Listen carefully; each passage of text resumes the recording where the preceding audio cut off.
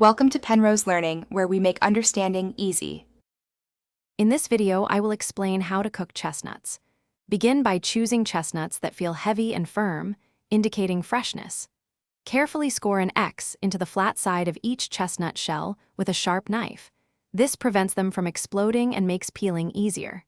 Soaking the scored chestnuts in cool water for about 15 minutes before cooking helps keep them moist and simplifies the peeling process later.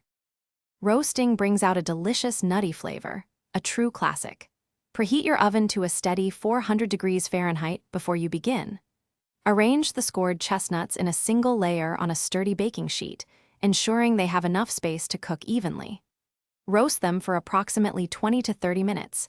You will notice the shells curling back at the X mark, indicating they are perfectly cooked and ready for the next step.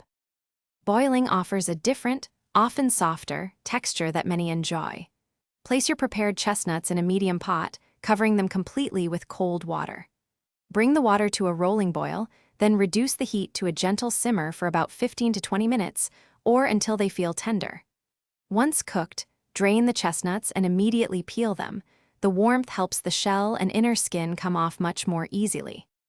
For a quicker option, pan frying is wonderfully efficient and flavorful. Heat a heavy cast iron skillet over medium-high heat until it is nice and hot. Add your scored chestnuts to the dry pan, cooking them for about 10 to 15 minutes.